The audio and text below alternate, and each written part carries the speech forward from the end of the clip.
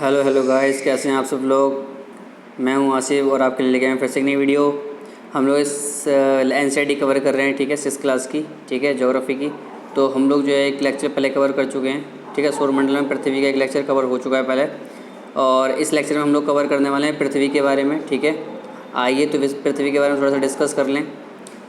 सूर्य से दूरी के हिसाब से पृथ्वी तीसरा ग्रह है। आकार में है ये 5वां सबसे बड़ा ग्रह। ये ध्रुवों के पास थोड़ी चपटी है। यही कारण है कि इसके आकार को भू-आव भी कहा जाता है। भू-आव का अर्थ है पृथ्वी के समान आकार। ये कहता है कि जो पृथ्वी है वो सूर्य से दूरी के हिसाब से तो तीसरे नंबर पे है, लेकिन अगर हम आकार की बात करें पृथ्वी के, तो पृथ्वी का आकार जो है वो 5वें नंबर पे सबसे बड़ा ग्रह है, ठीक है। अगर इसके ध्रुवों की बात करें तो ध्रुवों पर ये जो पृथ्वी है ये चपटी है, और यही कारण है कि इसके आकार को भू-आव कहा जाता है, ठीक है, पृथ्वी के समान आकार। जीवन के लिए अनुकूल परिस्थितियां जो हैं वो संभव हैं पृथ्वी पर, केवल पृथ्वी पर ही पाई जाती हैं अनुकूल परिस्थितियां ऐसी। पृथ्वी ना तो अधिक गर्म है ना ही अधिक ठंडी है। यहाँ पानी एवं वायु उपस्थित है जो हमारे जीवन के लिए आवश्यक है। वायु में जीवन के लिए आवश्यक गैसें जैसे ऑक्सीजन मौजूद है। इन्हीं कारणों से पृथ्वी सौरमंडल का सबसे अद्भुत ग्रह है। अगर ये क्वेश्चन पूछा जाता है कि पृथ्वी का अद्भुत जो पृथ्वी है वो सौरमंडल का अद्भुत ग्रह क्यों कही जाती है, वो इसलिए कही जाती है कि जीवन के लिए अनुकूल परिस्थितियाँ जो हैं वो यहाँ पर मौजूद हैं, ठीक है। केवल पृथ्वी पर ही ऐसी परिस्थितियाँ हैं जो जीवन के लिए उत्तरदायी हैं। पृथ्वी पर ना तो अधिक गर्म मौसम है ना ही अधिक ठंडा मौसम है। यहाँ ही पानी भी पाया जाता है, वायु भी उपस्थित है जो हमारे जीवन के लिए आवश्यक है। वायु में जीवन के लिए आवश्यक गैसें भी मौजूद हैं, जैसे ऑक्सीजन मौजूद है, सबको ऑक्सीजन की जरूरत है, ऑक्सीजन मौजूद है। इन्हीं कारणों से पृथ्वी सौरमंडल का सबसे अद्भुत ग्रह है। अगर नीचे बात करें तो अंतरिक्ष से देखने पर नीले रंग की दिखाई पड़ती है हमारी पृथ्वी, क्योंकि इसकी 2/3 सतह पानी से ढकी हुई है। इसीलिए पृथ्वी को नीला ग्रह भी कहा जाता है, ठीक है। आइए थोड़ा सा और पढ़ लें। चंद्रमा के बारे में डिस्कस करते हैं। चंद्रमा जो है हमारा, ये चंद्रमा है। चंद्रमा, अगर चंद्रमा को अंतरिक्ष से देखा जाए तो चंद्रमा अंतरिक्ष से लिया गया एक चंद्रमा का ये चित्र देखिए, ठीक है। थोड़े धब्बे धब्बे आपको इस पर गड्ढे नज़र आएंगे, ठीक है। चलिए चंद्रमा के बारे में डिस्कस करते हैं। चंद्रमा जो होता है वो हमारा पृथ्वी का एक अनमोल उपग्रह है। ये सब जानते हैं, हमारी जो पृथ्वी है इसका अनमोल उपग्रह है चंद्रमा। हमारी पृथ्वी के पास केवल एक उपग्रह है चंद्रमा। इसका व्यास पृथ्वी के व्यास का केवल 1/4 है। यानी अगर पृथ्वी का व्यास की बात करो, चंद्रमा के व्यास का अंतर स्पष्ट करें तो जो पृथ्वी का व्यास है वो चंद्रमा के व्यास का 4 गुना है, ठीक है। तो ये भी कह सकते हैं कि जो चंद्रमा का व्यास है वो पृथ्वी के व्यास का 1/4, ये भी कह सकते हैं। इतना बड़ा इसलिए प्रतीत होता है चंद्रमा क्योंकि यह हमारे ग्रह से अन्य खगोलीय पिंडों की अपेक्षा नज़दीक है। यानी अगर हम देखें कि चंद्रमा इतना बड़ा दिखाई क्यों देता है, तो अन्य जितने खगोलीय पिंड है उसके मुकाबले चंद्रमा हमारे धरती के अधिक पास है। बात करते हैं, यह हमसे लगभग 3,84,400 किलोमीटर दूर है। अब आप पृथ्वी, सूर्य एवं चंद्रमा की दूरियों की तुलना कर सकते हैं। यानी कि अगर आप देखें तो सबसे पास जो है वो हमारे चंद्रमा है, ये लगभग 3,84,400 किलोमीटर दूर है। अब हम लोग पृथ्वी से सूर्य एवं चंद्रमा की दूरियों की तुलना कर सकते हैं। यानी हमारे अगर सूर्य से तुलना की जाए धरती की, तो धरती जो है वो सूर्य से काफ़ी दूर है और चंद्रमा जो है वो धरती के पास काफ़ी पास है, ठीक है। उपग्रह, अब बात करें ये यहाँ पर उपग्रह की बात करते हैं तो उपग्रह किसे कहते हैं। चंद्रमा एक उपग्रह है, तो बात करते हैं उपग्रह एक खगोलीय पिंड होते हैं जो ग्रहों के चारों ओर उसी प्रकार चक्कर लगाते हैं जिस प्रकार ग्रह सूर्य के चारों ओर चक्कर लगाते हैं। ये भी उसी प्रकार से चक्कर लगाते हैं जैसे तारों के चारों ओर चक्कर लगाते हैं ग्रह, ठीक है। मानव निर्मित उपग्रह भी हैं जिनको हम कृत्रिम पिंड कहते हैं। ये वैज्ञानिकों के द्वारा बनाया गया है जिसका उपयोग ब्रह्मांड के बारे में जानकारी प्राप्त करने एवं पृथ्वी पर संचार माध्यम के लिए किया जाता है। इसे रॉकेट के द्वारा अंतरिक्ष में भेजा जाता है एवं पृथ्वी की कक्षा में स्थापित कर दिया जाता है। यानी कि हमारा जो चंद्रमा है वो एक प्राकृतिक उपग्रह है। इसके साथ साथ मानव निर्मित उपग्रह भी हमारे जो है वो अंतरिक्ष में मौजूद हैं, जो मानव द्वारा निर्मित होते हैं। उसको कृत्रिम पिंड भी कहा जाता है, ठीक है। तो ये वैज्ञानिकों द्वारा बनाए जाते हैं जिसका उपयोग ब्रह्मांड के बारे में जानकारी प्राप्त करना है एवं पृथ्वी पर संचार माध्यम के लिए किया जाता है। और एक दूसरे से पृथ्वी पर जो संचार किया जाता है, फ़ोन से बात की जाती है, उसके लिए भी इसका उपयोग किया जाता है। इसे रॉकेट के द्वारा अंतरिक्ष में भेजा जाता है एवं पृथ्वी की कक्षा में स्थापित कर दिया जाता है। पृथ्वी की जो कक्षा है जहाँ पर ये पृथ्वी के चारों घूमेगा, ठीक है, तो उस कक्षा में स्थापित कर दिया जाता है। अगर अंतरिक्ष में उपस्थित कुछ भारतीय उपग्रह जैसे कि इनसैट, IRS, एडूसैट इत्यादि हैं, यानी कि ये मानव निर्मित उपग्रह हैं जो अभी भी अंतरिक्ष में उपस्थित हैं, ठीक है, जो कि भारत हैं, ठीक है। इनसैट, IRS, एडूसैट इत्यादि ये भारतीय उपग्रह हैं जो अंतरिक्ष में उपस्थित हैं, ठीक है। वापस इधर आ जाते हैं। रॉकेट के द्वारा इसको भेजा जाता है। रॉकेट का जो बैक साइड होता है वो पृथ्वी पर गिरता है और जो आगे का पार्ट होता है कृत्रिम उपग्रह का, वह कक्षा में प्रवेश कर जाता है पृथ्वी की, और वहाँ पर जाके वो पृथ्वी के चारों चक्कर लगाता है। ये मानव निर्मित उपग्रह हैं, ठीक है। नीचे आ जाते हैं। नीचे बात करते हैं चंद्रमा पृथ्वी का एक चक्कर लगभग 27 दिन में पूरा करता है। यानी जो चंद्रमा है वो पृथ्वी का एक चक्कर जब पूरा करता है उसको 27 दिन लगते हैं।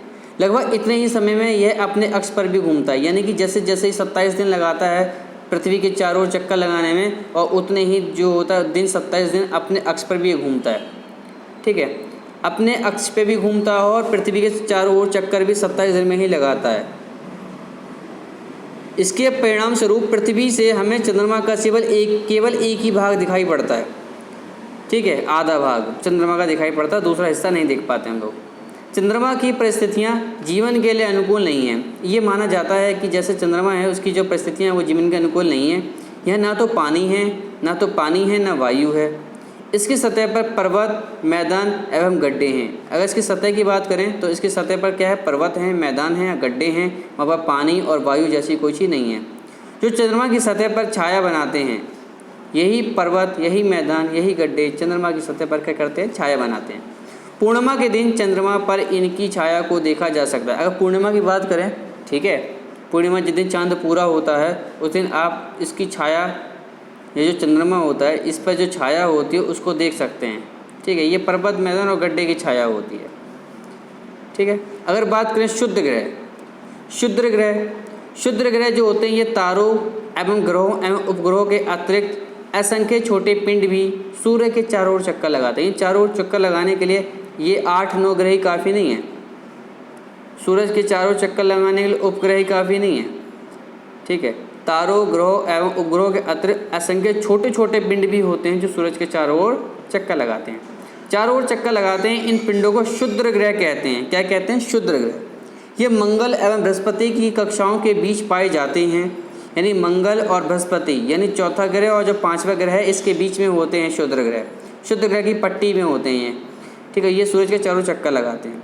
वैज्ञानिकों के अनुसार क्षुद्र ग्रह के ही भाग होते हैं। ये कहते हैं कि जो क्षुद्र ग्रह होते हैं वो ग्रह से टूटे हुए टुकड़े होते हैं जो बीच में घूम रहे हैं, क्षुद्र ग्रह की पट्टी में घूम रहे हैं, जो कि बहुत वर्ष पहले विस्फोट के बाद ग्रहों से टूटकर अलग हो गए थे। यही जो मैंने आपको कहा वही है, ठीक है।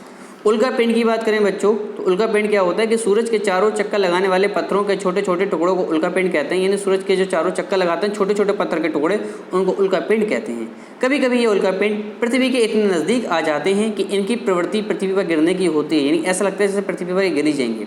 इस प्रक्रिया के दौरान वायु के साथ घर्षण होने के कारण ये गर्म होकर जल जाते हैं। यानी कि जैसे जैसे ये पृथ्वी के संपर्क में आते हैं और वायु के संपर्क में आते हैं और वायु से और इन उल्का पिंड का आपस में घर्षण हो जाता है, जिसके कारण क्या होता है, ये उल्का पिंड जल जाते हैं, ठीक है।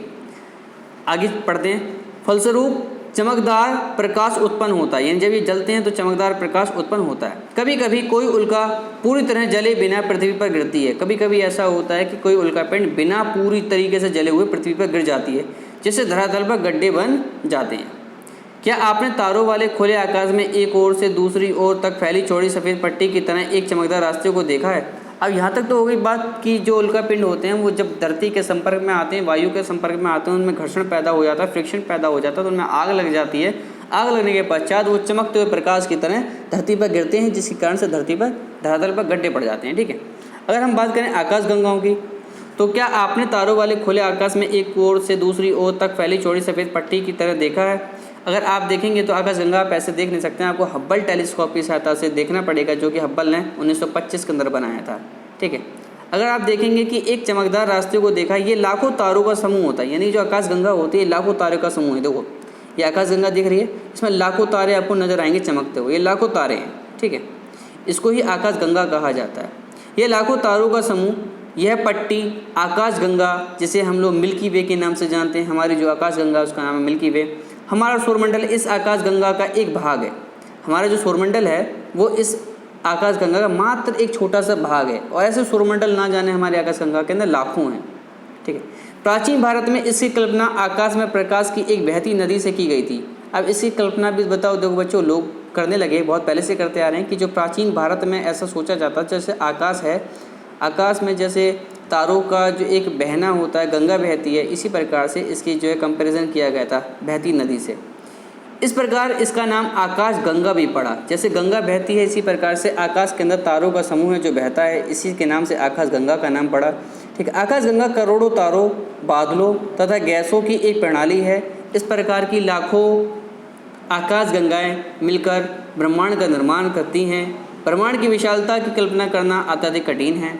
वैज्ञानिक अभी भी इसके बारे में अधिक से अधिक जानकारी एकत्रित करने में जुटे हैं। इसके आकार में, इसके संबंध में हमें कोई जानकारी नहीं मिली है अभी तक कि ब्रह्मांड कितना बड़ा है, आकाशगंगाएँ कितनी हैं, लेकिन हम एक अंदाजे से बता सकते हैं कि हमारे ब्रह्मांड में लाखों करोड़ों आकाशगंगाएँ हैं, ठीक है। और हर एक आकाशगंगा के अंदर करोड़ों तारे हैं। मेरे हिसाब से 100 करोड़ तारे हो सकते हैं, इससे ज़्यादा भी हो सकते हैं। ये सब मिलकर ब्रह्मांड का निर्माण करते हैं। ब्रह्मांड की शुरुआत कहाँ से हुई है, ब्रह्मांड का अंत कहाँ है, ये कोई नहीं जानता, सब अंदाज़ा लगाते रहते हैं बस।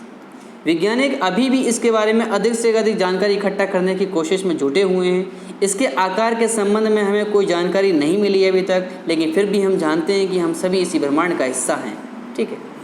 हम अभी भी जानते हैं कि हम इसी ब्रह्मांड का हिस्सा हैं। आइए इस प्रकार से समझ लेते हैं उसको। जैसे मैंने आपको पहले बताया कि ब्रह्मांड बहुत बड़ा है, इस ब्रह्मांड में लाखों आकाश गंगाएँ हैं, उन लाखों आकाश गंगाओं में लाखों करोड़ों सौरमंडल हैं, उन लाखों करोड़ सौरमंडल में पृथ्वी जैसे ग्रह मौजूद हैं, और पृथ्वी जैसे ग्रहों पे हम जैसे लोग भी मौजूद हो सकते हैं, ऐसा माना जाता है, ठीक है। तो इस चैप्टर में आज के लिए बस इतना ही, ये चैप्टर ख़त्म हो चुका है, ठीक है। तो बस अगर आपको हमारी वीडियो पसंद आई हो तो हमारे लाइक करें, सब्सक्राइब करें, शेयर करें, ताकि आने वाली वीडियो का नोटिफिकेशन अब तक आ जाए, ठीक है। इस प्रकार से इस चैनल पर बने रहिए हमारे साथ। हम लोग नई प्रकार की वीडियो डालते रहेंगे। हम लोग इकोनॉमिक्स की, हिस्ट्री, ज्योग्राफी, ये सारी जो है हिंदी में डालेंगे, ताकि आपको काफ़ी हेल्पफुल रहे। हमारे साथ बने रहिए, ठीक है। अगर आपको कोई डाउट है तो कमेंट बॉक्स में कमेंट कर सकते हैं, हम आपका साथ जरूर देंगे, कमेंट बॉक्स के अंदर आपके जवाब जरूर देंगे, ठीक है। बस हमारे साथ बने रहिए, ठीक है। तो आज की वीडियो में इतना ही। एनसीईआरटी का हम लोग अगले लेक्चर चैप्टर नंबर 2 कवर करेंगे, ज्योग्राफी का, ठीक है। तो चलते हैं, ठीक है। Tata bye, see you again. मिलते हैं फिर से एक नई वीडियो के अंदर। Tata bye.